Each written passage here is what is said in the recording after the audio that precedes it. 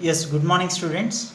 Uh, the next method, semi-averages method. In the previous video, I have completed graphical method of measuring trend, but there is one of the disadvantages that we fail to measure trend by using the graphical method because we are drawing the trend line on personal judgment or personal biased subjective kind, right? But that is a major disadvantage what we observed in graphical method. Now coming to the next method, semi averages method. Now in this method the original data is divided into two equal parts, two halves, right? That is the meaning semi, half. In this method the original data, see in just graphical method what we have done, as it is the original values we have plotted in the graphical method, I mean on the graph, and then just we draw a personal trend line which doesn't have proper judgment. Clear? So that is the reason, that is one of the major disadvantage in graphical method. Now in the coming semi averages method, we are not supposed to take any personal biased normal line. Here definitely not up to the level of mathematical kind of calculation, but somehow averages we are calculating it to draw a trend line. In this method the original data is divided into two equal parts. See, equal parts I am mentioning. Suppose if observations are in even, you can divide into two equal parts. But when the observations are in odd in number, what you will do? You have to ignore the middlemost one, left out the middlemost one. Then you make it into two equal halves. Okay, so and averages are calculated for both the parts. These averages are called semi averages. First what we have to do it, the data given observations are divided into two equal parts and then averages are calculated for the individual part. Those averages are called semi averages method. The two semi average values are written against two centers of the two time spans.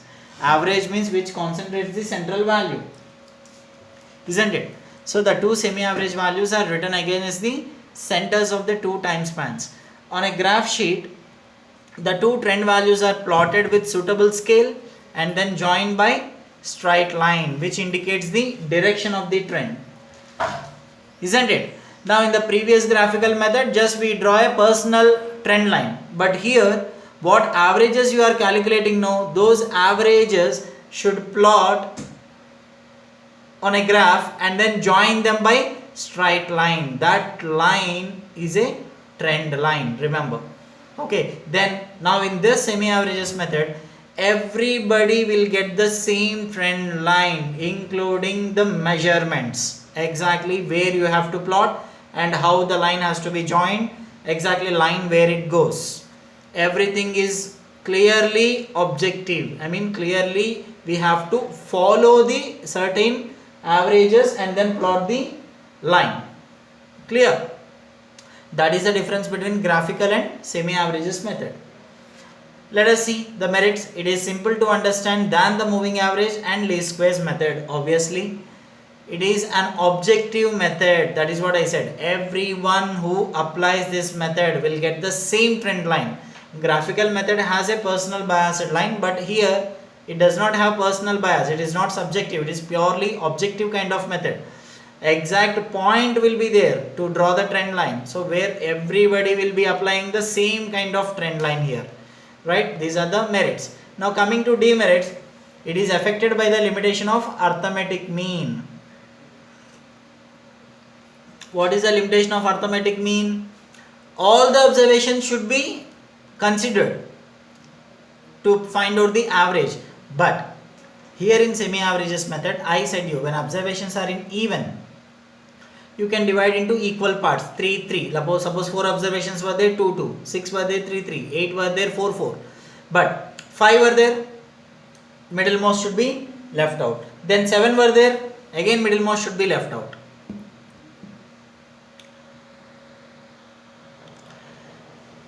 Yes, so it is affected by the limitation of arithmetic mean, because arithmetic mean when you calculate all the observations should be considered. Okay, arithmetic mean is totally based on all the observations. But here when it comes to semi-averages method, in case of odd number of observations, equal parts cannot be done. That is the reason we are not depending on all the observations for finding the average, because equal parts, when you are doing odd number of observation, the middle one will become left out. That means where you are considering the whole set of observations to calculate average, definitely we are refusing the limitation of arithmetic mean only, or not. That is the reason this method is one of the demerit, like it is affected by the limitation of arithmetic mean. This method is not enough for forecasting the future, because one observation you are leaving, right, in odd set of observations. Don't think that every time we will be getting the even observations. Sometimes odd observation, odd number of years also we have to calculate. In such cases, the middlemost value will be ignored totally. So in this method, it is not enough for forecasting the future trend.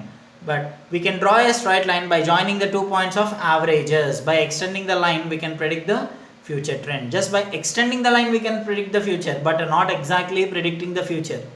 Okay, it is like a probable cases. Now look at the problem now here. Draw a trend line by the method of semi-averages. Now data is given. Data are given 2005, 2006, 2007, 8, 9, 10. And then sales 110, 105, 115, 110, 120, 130. Now how many observations are given here? Exactly 6. That means 2, 2. 3 equal parts can be divided. Clear? The average of first 3 years is 110 and that of the last 3 years is 120. Now first what we have done, data has been divided into 2 equal parts, like 2005 to 2007 1 equal part, and then 110 to 120, 130 second part, and then 110, 105, 115, adding those 3 and divided by 3, average 110 you got average trend value, and then next 3 years totaling and then averaging you got to 120, right? Now these 110 and then 120, both these values, first actual value should be plotted. As you know that in a graphical method what we have learnt, on horizontal axis we should draw a years, and then vertical all the variable values. Clear? And then actual values are to be plotted first, join them by straight line, and then normal line. Now normal line, it is purely objective. That means what averages you calculated now, 110 and 120, those are to be plotted against to the center value of the first half and second half. After joining them, everybody will be getting the same trend line, guys, remember. So what the actual line you have drawn, it is a histogram, right? And then what dotted line you have drawn, that is a trend line. Now that trend line will everybody will be getting the same trend line. It is purely objective. Just by measuring the averages, we plotted those values against to those years, and then we joined them by line, straight line. Here everybody will be getting the same trend line. So look at this problem now, and one more problem I'll just show you. Draw a trend line by the method of semi-averages. Years 2002, 2003, 4, 5, 6, 7, 8, 9, 10. Now how many observations generally here? Total 9 are there, so odd in number.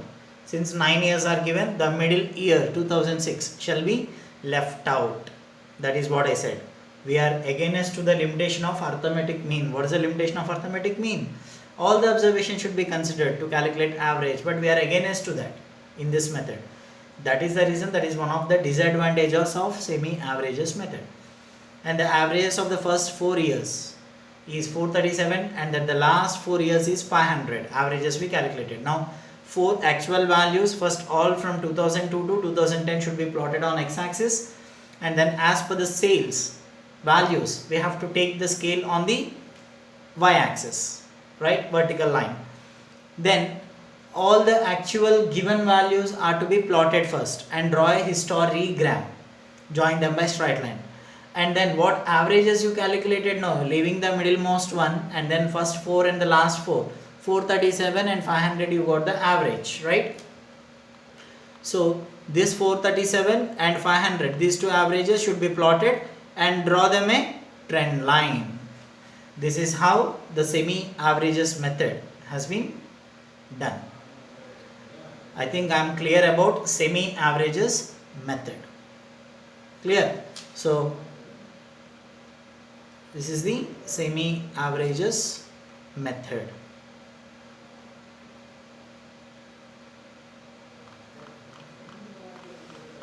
Now the next method is moving averages method, the third method. The method of moving averages is also based on arithmetic mean. The name itself it is there, moving averages, arithmetic mean it should be based on. In this method, depending on the specified period, the average value for the number of periods is taken into account. Depending upon the specific value or specific time point what they mention. Generally we have 3, 4 and 5 moving averages. 3 yearly, 4 yearly and 5 yearly moving averages we have. So those are the certain periods usually. Now depending upon the specified period, the average value for the number of periods is taken into account and then placing it at the center of the time span. Right? Now period of moving averages, it is calculated for successive overlapping groups. Overlapping in the sense, suppose 5 years are given, 6 years are given in the data. Now we have to calculate 3 yearly moving averages. Now 1, 2, 3. Find out the total and average. 3 yearly means, because specific year is mentioned, 3 yearly. So first 3, 1, 2, 3. And then overlapping the second one in the next set. So 2, 3, 4. Again overlapping. 3, 4, 5. Again overlapping. 4, 5, 6. So this way the overlapping groups of time series data has to be calculated for successive periods. The obtained averages are moving averages or trend values. Usually the period of moving averages will be 3 or 4 or 5 yearly or monthly averages. If the specified time period is 4 yearly, then the 2 yearly moving averages of obtained averages are to be calculated and they are the trend values. See, comparatively the odd 3 and 5, 4 is little different. Centered values we have to consider, because 3 yearly means exactly the center point can be identified, 2, and 5 yearly means 3 will be the center point, but 4 yearly which one will be the center point? It is difficult. That is the reason in 4 yearly what we have to do? 2 yearly centering we have to do. So that one step which differs from 3 and 5. Clear? Now what are the merits of this? It is a simple and easy to understand, and it is more flexible than the other methods, and it is not only used for measuring of trend but also for the measurement of seasonal, cyclical and irregular variations. This method is very much useful for measuring of seasonal, cyclical as well as irregular variations also. Right? And demerits. This method does not provide the trend values at the beginning and at the end of the time series. See, 1, 2, 3. When 3 observations were there, middlemost would be 2. Then obviously the first one you are leaving, no. Right? When overlapping means 2, 3, 4, 5 all will come. Again the last value will be left out. So that is the disadvantage of moving averages method. Since the method does not establish any mathematical relation or linear relation, it cannot be used for forecasting the future. We can measure the trend, but we cannot forecast the future. Remember. So this method is having that lapse. Clear? Disadvantage. It cannot measure the future term, but it can measure the trend line, how the trend line goes, upward, downward or oscillatory. And this method is very much useful for measuring trend, not only the trend, but also it can be used for measurement of seasonal, cyclical and irregular variations. Just look at the problem of moving averages now. Look at here. Calculate 3 yearly moving averages for the following data. Years are given. Clearly specifically year is mentioned, 3 yearly.